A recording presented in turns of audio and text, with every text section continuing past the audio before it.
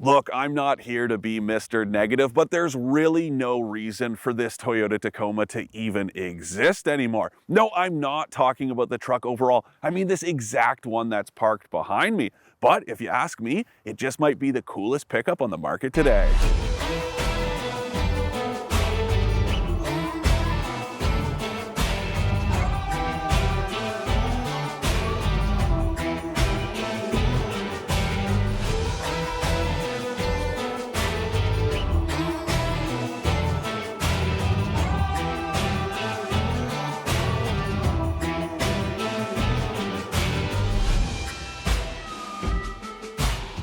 For more expert car reviews, don't forget to share our channel and subscribe so you can catch some of this and maybe even a little of that.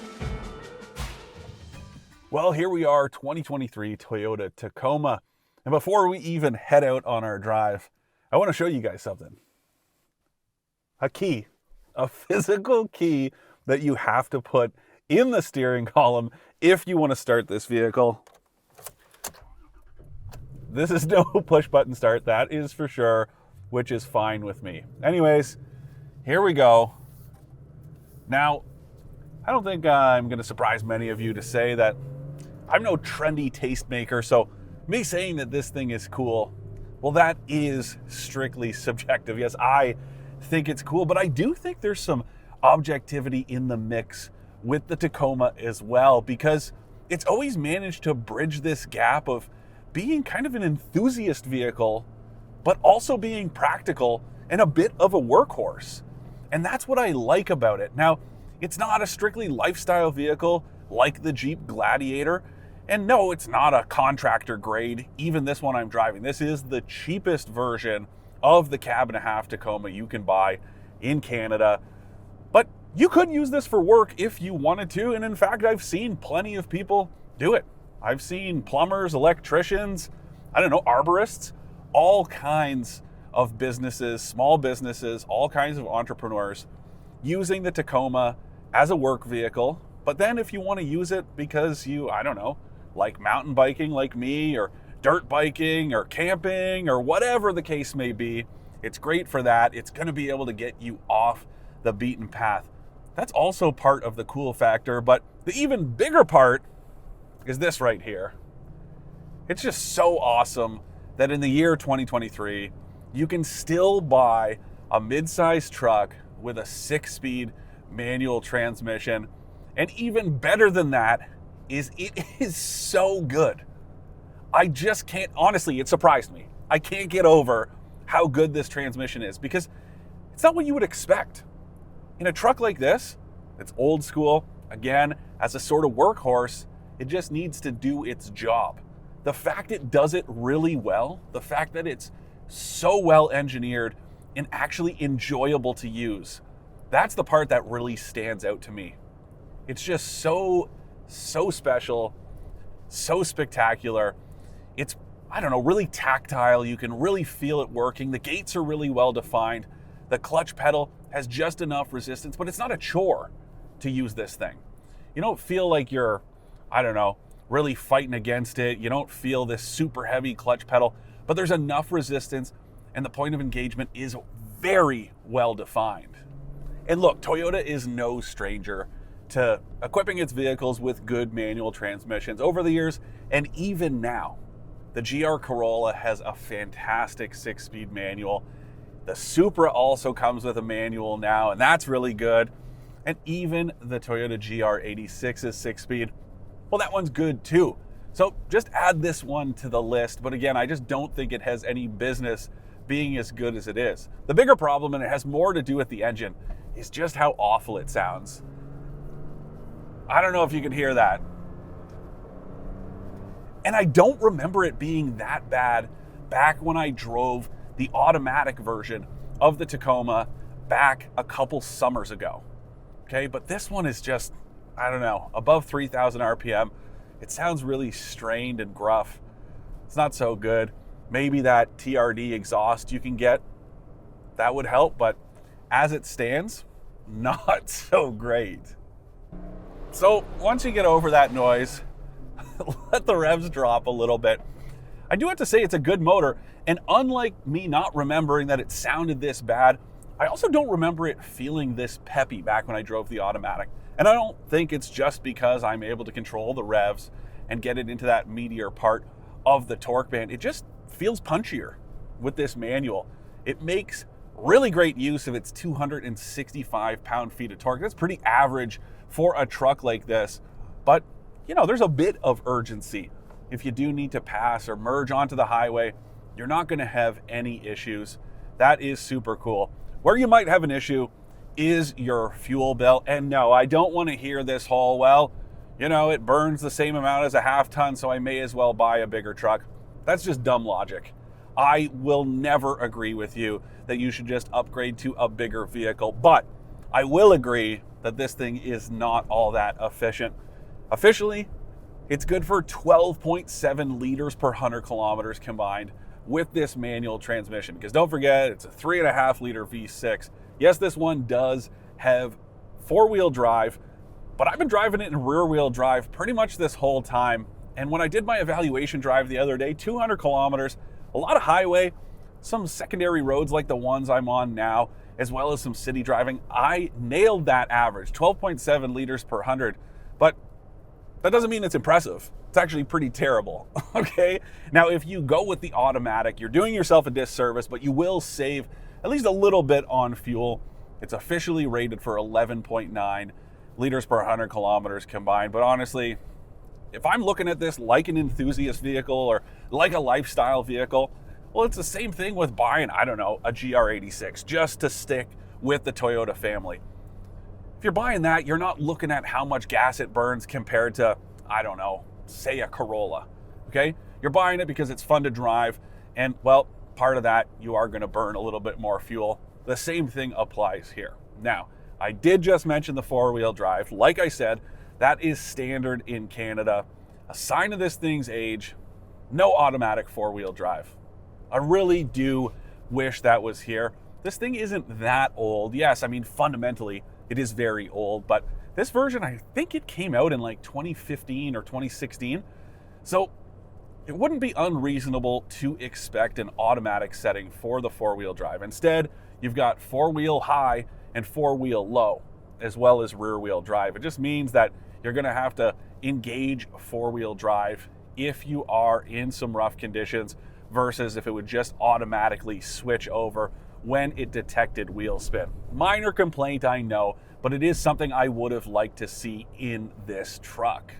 Now, another sign of the Tacoma's age that's maybe a good thing is the hydraulic steering, although I do find it to be a bit overboosted, and that really is personal preference, but I just wish it had a bit more resistance, especially when you're out on a winding road. Now, this is not a sports car, so you shouldn't be driving it like one, but you know, there's just a big dead spot on center and not much resistance when you start to turn the wheel. I'd like to see that adjusted just a little bit, but the steering is responsive. Although I do have to say, the suspension, it's a little soft because this is an off-road-ish version of the Tacoma.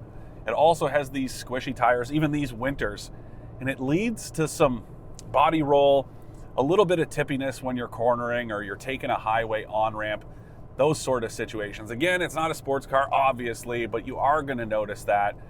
So that's something to keep in mind. The other thing about this suspension, again, it is supple, but it's also pretty severe depending on the surface. Most roads, perfectly fine, but let's say you're on a precast concrete highway, especially with an empty bed, you are going to notice that wallowing. It's going to buck back and forth the way just about any body-on-frame truck does. But I do have to say, this is nowhere near as bad as it is with the Nissan Frontier, that is this thing's most direct competitor. They've been going head-to-head for years, and I will say that this thing has a little bit more control in that regard.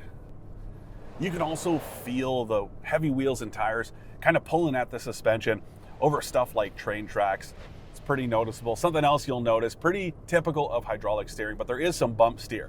So if you're pulling into a parking lot or you hit a pothole, you will notice that the wheel, it's going to tug one way or the other. It's not enough to be disconcerting. You're not going to be worried that you're about to careen off the road, but you will notice that bump steer. But Again, it's kind of cool that this thing is a bit of a throwback. I don't want to call it old school. I don't want to call it outdated. It's a throwback, okay? But something that is a little bit dated and disappointing, the interior materials. A lot of hard plastics. Doesn't feel so nice. Over here on the door too, and the fabric on the seats. It's supposed to be this TRD fabric, but I'm not digging it whatsoever.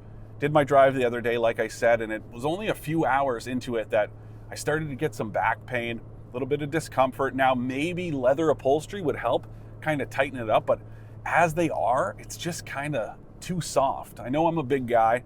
I'm definitely not light, but it's just a little bit too much give in the cushions. That's my big complaint here. But otherwise, features, pretty much what you'd expect for an entry-level mid-size truck or an entry-level vehicle of any kind these days. So you've got heated front seats, you've got this 8-inch touchscreen, Apple CarPlay and Android Auto. Kind of interestingly, there's built-in navigation, but it is terrible. There's also satellite radio. Yes, that needs a subscription. There are also a couple different driver assist systems. You've got adaptive cruise control. It won't bring it right to a stop, of course, because this thing is manual, lane departure warning, that kind of stuff. Not an extensive suite, no blind spot monitoring. But again, that doesn't disappoint me because this truck, well, it is supposed to work or go off-road or whatever you want to do. You don't want those expensive sensors that you have to replace when you bash them off a rock or something like that. But a bigger problem, this thing is kind of expensive. Now, it's $46,000 for this one I'm driving. And again, with the features you're getting, there's not a ton here. And it does feel a bit like a license to print money for Toyota because it's not giving you a whole lot, but it is charging you a whole lot. A couple other things to run through. Yes, it's got dual zone automatic climate control, which is a bit of a surprise. This seat, it is 8-way power adjustable. It's got lumbar support too. Although, like I said, it does need improvement. The other thing to talk about that's pretty typical, this isn't a very roomy cabin. Now, as you can see, I actually do have enough room. A lot of people complain about the headroom in the Tacoma, and it's true, but the problem is more to do with the fact that the floor sits pretty high. So you end up sitting kind of high up. I don't know if you can tell from that camera angle, but my knees are kind of up around the steering wheel. It's not the most comfortable vehicle to drive. It's also as high as it'll go. The steering wheel doesn't adjust high enough for a tall guy like me. It's pretty mild complaint, to be honest. It doesn't feel too uncomfortable driving. It just could be more comfortable, if you get what I'm trying to say.